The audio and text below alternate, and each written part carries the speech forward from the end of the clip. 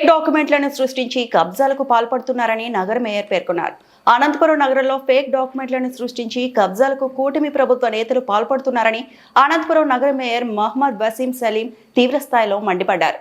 సోమవారం జిల్లా కలెక్టరేట్లో రెవెన్యూ భవన్లో ప్రజా ఫిర్యాదుల పరిష్కార వేదిక కార్యక్రమంలో భాగంగా జిల్లా కలెక్టర్కు డిప్యూటీ మేయర్ వాసంతి సాహిత్య కార్పొరేటర్లతో కలిసి ఆయన జిల్లా కలెక్టర్కు వినతి పత్రాన్ని సమర్పించారు. ఈ సందర్భంగా అనంతరం ఆయన మాట్లాడుతూ తప్పుడు ధృవీకరణ పత్రాలతో ఇష్టానుసారంగా నగరపాలక సంస్థ పరిధిలో వ్యవస్థ మారిందని తీవ్ర ఆగ్రహాన్ని వ్యక్తం చేశారు.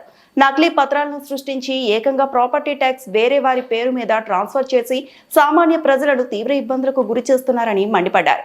అనంతపురం నగరంలో నగరపాలక సంస్థ పరిధిలో నగర కమిషనర్ అసలు ఉన్నారా లేదా అనే ప్రశ్నలు ఉత్పన్నమవుతున్నాయని మండిపడ్డారు. కేవలం కూటమి ప్రభుత్వ నాయకులు చెబితే ఏదైనా చేసే పరిస్థితి నెలకొందని, కానీ సామాన్య ప్రజానికం అనేక ఇబ్బందులకు గురవుతున్నా ఏమాత్రం పట్టించుకోవడం లేదంటూ ఆగ్రహం వ్యక్తం చేశారు. కలెక్టరేట్ వద్ద మేము డిప్యూటీ మేయర్ అదే పలు కార్పొరేటర్స్ ఇక్కడ రావడం జరిగింది. అనంతపురం నగరపాలక సంస్థలో ఏ విధమైన పనులు కాకపోవడం, ప్రజలు ఏ విధంగా ఇబ్బంది గురి చేస్తున్నారు చెప్పి ఇక్కడ రావడం జరిగింది. ఇక్కడ మనం చూసుకుంటే చంద్రబాబు నాయుడు గారు చూస్తే ఇది మంచి ప్రభుత్వం, వాట్సాప్ గవర్నెన్స్, ఇక్కడ అవినీతి లేకుండా మేము పారదర్శకంగా ముందుకు పోతున్నామని చెప్పి పదే పదేగా చెప్పడం జరుగుతుంది. ఆయన నియమించిన కమిషనర్ గారు ఇక్కడ చూస్తే అసలు అనంతపురం నగరపాలక సంస్థని ఏ విధంగా భ్రష్టు పట్టిస్తున్నారు కూడా ప్రజలందరూ కూడా ఒకసారి గమనించాలి. నేను ఒకటే చెప్పదలుచుకుంటున్నాను. ఈ మధ్యకాలంలో మనం చూస్తే టాక్ ఆఫ్ ద టౌన్ అయింది శారదానగర్ ఇష్యూ. ఏ విధంగా ఎదిగిన కనకదుర్గ అని చెప్పేసి ఆమె లెక్చరర్ సత్యసాయి ఇన్స్టిట్యూట్లో లెక్చరర్గా పనిచేస్తున్నారు. ఆమె అన్మ్యారీడ్ ఒకటే జీవిస్తుండేవారు. గత నవంబర్లో ఏదో రాజమండ్రిలో యాక్సిడెంట్ కావడంతో ఆయన మరణించడం జరిగింది. దాని తర్వాత ఆమెకు వారసులు లేనందున వారికి అల్లుడు వచ్చేసి ఏదో మన ఇల్లు క్లీన్ చేయించుకోవాలని చెప్పి వచ్చేస్తే ఏదో ఇక్కడ కూటమి నాయకులకు సంబంధించిన వాళ్ళని చెప్పి ఆ ఇంటిపైన దాడి చేయించి వాళ్ళపైన దాడి చేయించే విషయం కూడా ప్రజలందరూ కూడా ఒకసారి గమనించారు. మా మున్సిపాలిటీలో మనం చూసుకుంటే ఫేక్ డాక్యుమెంట్స్ని చూసుకొని ఈరోజు ప్రాపర్టీ ట్యాక్స్ కనకదుర్గ పేరు నుంచి శేఖర్ పేరు మీదకి వేయించడం జరిగింది. అయ్యా కమిషనర్ గారు మీరు ఉన్నారా లేరా? వ్యవస్థ ఏం చేస్తుంది అక్కడ? ఆర్ఏ కావచ్చు, ఆర్ఓ కావచ్చు, డిప్యూటీ కమిషనర్ కావచ్చు, కూటమి నాయకులకు సంబంధించిన వారు ఏం చెప్పినా కూడా అనంతపురం నగరంలో ఏమైనా చెల్లుతాయి. అలా రెవెన్యూ డిపార్ట్మెంట్ కావచ్చు, పోలీస్ వ్యవస్థ కావచ్చు, మా మున్సిపాలిటీ కావచ్చు, ఏం చెప్పినా కూడా చేసే పరిస్థితుల్లో ఈరోజు అధికారులందరూ ఉన్నారు. ప్రజలందరూ కూడా గమనిస్తున్నారు మీరు ఏ విధంగా ఏం ముందుకు పోతున్నారు విషయం. ఈరోజు ఇవి చూడొచ్చు మీరు. గతంలో మనం చూసుకుంటే కనకదుర్గ అని చెప్పేసి ప్రాపర్టీ ట్యాక్స్ దీనిపైన ఉంది. అదే ప్రాపర్టీ ట్యాక్స్ ఏం డాక్యుమెంట్స్ లేకుండా ఫేక్ డాక్యుమెంట్స్ చూసుకొని శేఖర్ పేరు మీద కూడా వీళ్ళు ప్రాపర్టీ ట్యాక్స్ రిసిప్ట్ కూడా ఇవ్వడం జరిగింది.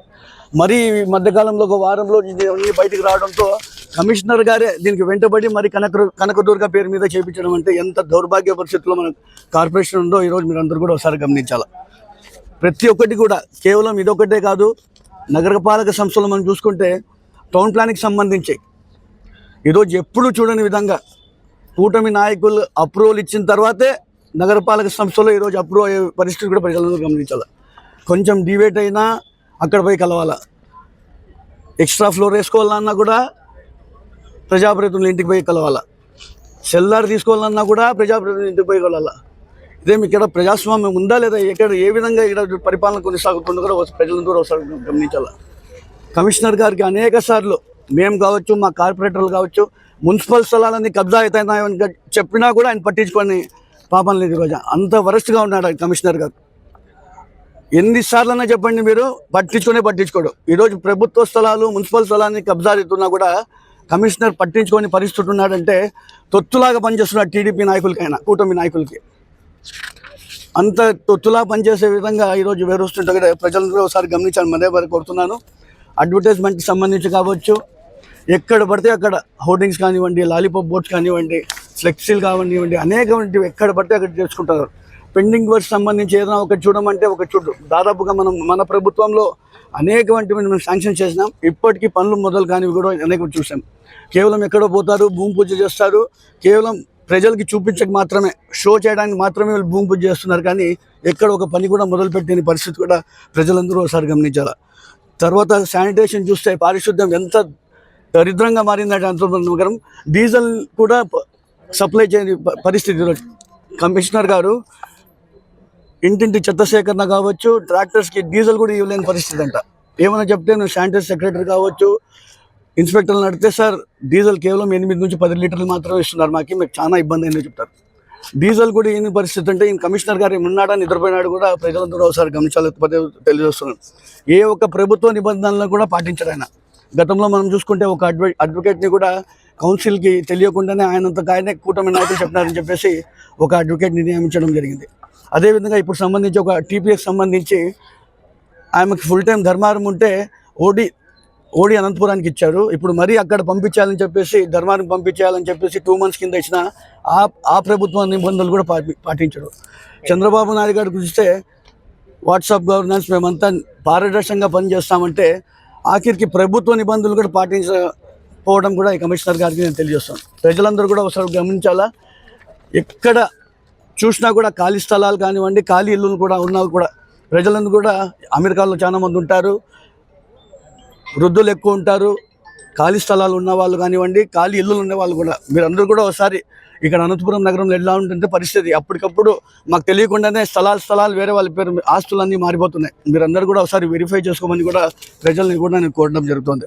అదేవిధంగా లా అండ్ ఆర్డర్ ఇష్యూ చూసుకుంటే గతంలో కూడా అనేకటువంటివి చూసాం మేము. మా చింతకుంట మధు గారి పైన కూడా దాడి చేస్తే కంప్లైంట్ ఇస్తే కేసు పెట్టారు.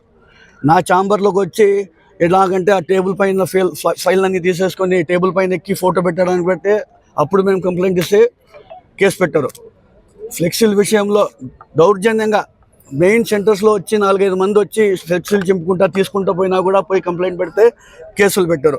అదేవిధంగా 40 డివిజన్కి సంబంధించి కార్పొరేటర్ భర్త ఒక మైనార్టీ నాయకుడి పైన దాడి చేస్తే, ఒక నడి రోడ్లు దాడి చేసినా దానిపైన మేము కంప్లైంట్ ఇచ్చినా కూడా కేసు పెట్టారు. కానీ ఈరోజు మా కార్పొరేటర్ కుమార్కి సంబంధించి దాదు అని చెప్పేసి ఏదో చిన్న గొడవ వచ్చి ఆ దిమ్మె తీసేస్తారని చెప్పి అరెస్ట్ చేసిన వల్ల మేమందరూ కూడా పోలీస్ స్టేషన్ పోయి అక్కడ మాట్లాడితే దాదాపుగా 23 మంది పైన కక్ష సాధింపుతో కేసులు పెట్టండి మేము కాదు, చట్టం పని చేసుకోబోతుంది.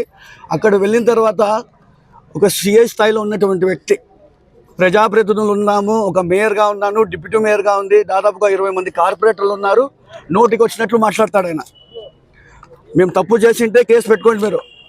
మీరు ఎలా మాట్లాడతారండి? మీరు నోటికి వచ్చినట్లు అసభ్య భాష మాట్లాడతాడు ఆయన. ప్రజలందరూ కూడా గమనిస్తున్నారు. ఎస్పీ గారు మీరు కూడా గమనించండి. ఇవన్నీ కూడా నోటికి వచ్చినట్లు మాట్లాడతారు. ఆయన రికార్డింగ్స్ కూడా నేను చాలా విన్నాను. ఆయన ఎలా మాట్లాడుతున్నారు ప్రజలతో కూడా. ఒక ఫస్ట్ సిటిజన్ అనేవానికే మీరు ఇలా మాట్లాడితే సామాన్య ప్రజలకు మీరు ఏ విధంగా బిహేవ్ చేస్తారని కూడా ప్రజలందరూ కూడా ఒకసారి గమనించాలా. ఎప్పుడు ఇలాగే ఉండదు, కాలం మారుతూ ఉంటుంది.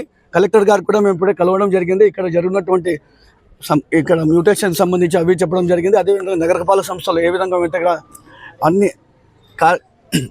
ఏ ఒక పని కూడా ముందుకు పోని విషయం కూడా మేము చెప్పడం జరిగింది. కలెక్టర్ గారు కూడా దీనికి స్పందించి నేను చర్యలు తీసుకుంటా చెప్పడం జరిగింది. పోలీస్ వ్యవస్థలో కూడా ఖచ్చితంగా వీళ్ళన్నీ కూడా గమనించాలి. ఎస్పీ గారు ఖచ్చితంగా వీళ్ళపైన యాక్షన్ తీసుకోవాలని చెప్పి తెలియజేస్తున్నారు.